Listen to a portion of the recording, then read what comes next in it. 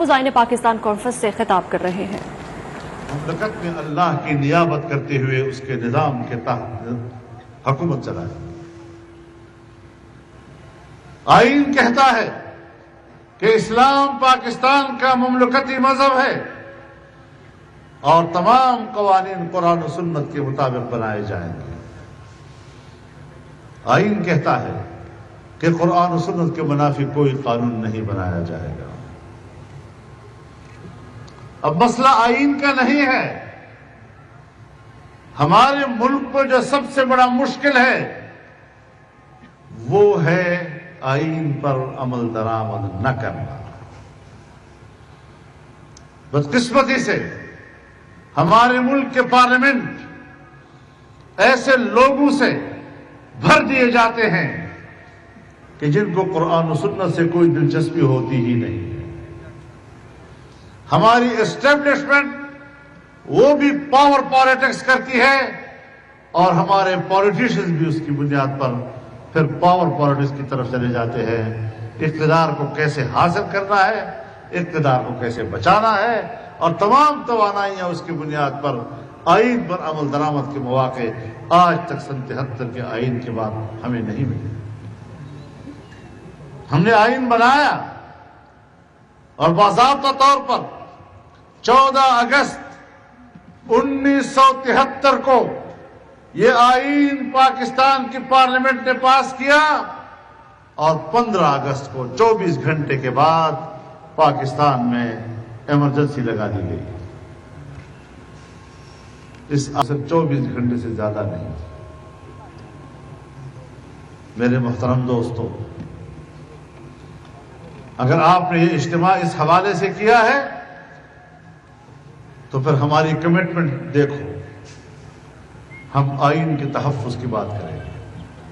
آئین کے تحفظ کی بات کرنا پاکستان کے تحفظ کی بات کرنا، آئین کے تحفظ کی بات کرنا ایک پاکستانی قوم کی بات کرنا،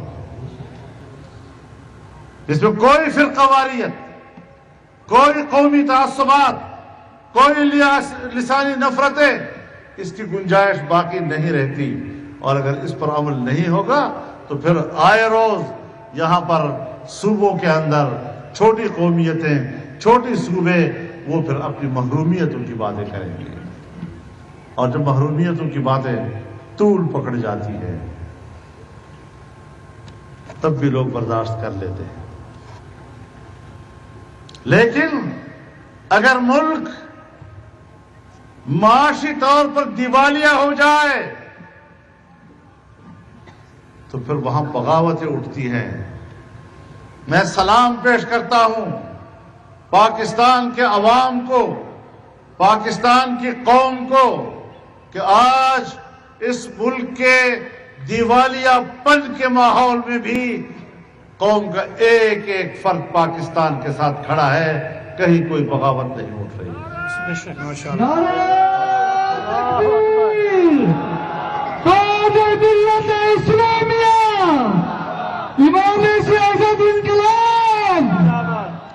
میرے محترم دوستو، پاکستان کی تاریخ میں قوم نے کبھی ایسے دن نہیں دیکھے تھے جس طرح آج دیکھ رہے ہیں۔ آج فیڈرل بورڈ آف ریونیو، جو پورے ملک کے ٹیکسز اور اس کے محصولات کو وصول کرتا ہے،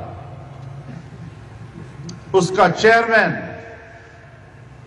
اپنے الفاظ میں کہتا ہے کہ پاکستان کے دیوالیہ ہو جانے کا خطرہ نہیں، پاکستان دیوالیہ ہو چکا ہے۔ یہ میں نہیں کہہ رہا ہوں، جو ہمارے ملک کی معیشت کے 2, 4 اور 6 کو جمع کرتے ہیں، دن رات اسی کام میں لگے ہوتے ہیں، وہ کہتا ہے۔ آج ہم نے پاکستان کی اس اسمبلی کے اندر جو جعلی ہے، جو اسمبلی تو ہے لیکن اس کے اندر جمہوریت کی روح نہیں ہے، جمہوریت سے اور اس کی روح سے خالی اس اسمبلی نے FATF کے حکم پر اور ان کے دباؤ پر قانون سازی کی اور ملک کی معیشت کو بیرونی اداروں کا غلام بنا دیا۔ کسی زمانے میں ہمارے ملک میں 5 سالہ منصوبے بنتے تھے، جو نئی نسل کو یاد ہی نہیں ہے لفظ، کسی نے اس کو پڑھایا ہی نہیں ہے۔ 5 سالہ منصوبے کی بات تو گئی، لیکن سال میں ایک ہی بجٹ آتا تھا۔ ہم نے آج پہلی مرتبہ ایسی نااہل اور نالائق حکومت دیکھی ہے کہ جو سال میں 4 دفعہ بجٹ پیش کرتی ہے، کیونکہ ان کے نزدیک سال میں 12 موسم ہوتے ہیں۔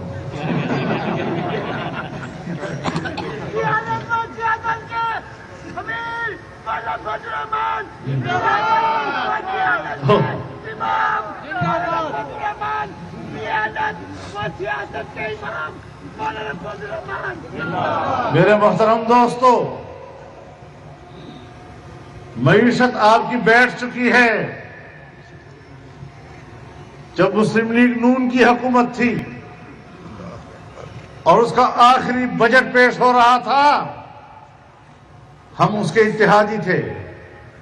ہم نے سالانہ ترقی کا 5.5% تخمینے کے ساتھ آخری بجٹ پیش کیا، اور ہم نے اگلے سال کے لیے سالانہ ترقی کا تخمینہ 6.5% بتایا تھا۔ جب ان کے سپرد ہوئی تو ہمیں تاریخ میں پہلی مرتبہ وہ دن دیکھنا پڑا جب پاکستان کی سالانہ ترقی کی شرح وہ 0 سے نیچے چلی گئی۔ آج دیکھیں آپ کی روپے کی قدر و قیمت کیا ہے۔ آپ ذرا ہندوستان کے روپے کی ڈالر کے مقابلے میں قیمت کو دیکھ لیں، آپ بنگلہ دیش کی روپے کی ٹکے کی قیمت دیکھ لیں، اس ٹکے کے مقابلے میں پاکستان کا روپیہ ٹکا نہیں رہا۔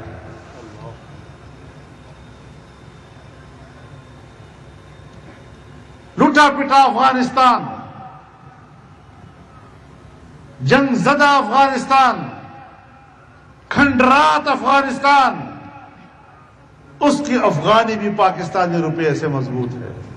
1 ٹکے کے 2 نیازی، 2 نیازی گو، 1 ٹکے کے 2 نیازی، 1 ٹکے کے 2 نیازی، قائد ملت اسلامیہ، امام انقلاب، پرزنٹ مفتی محمود، مستقبل کا وزیر اعظم۔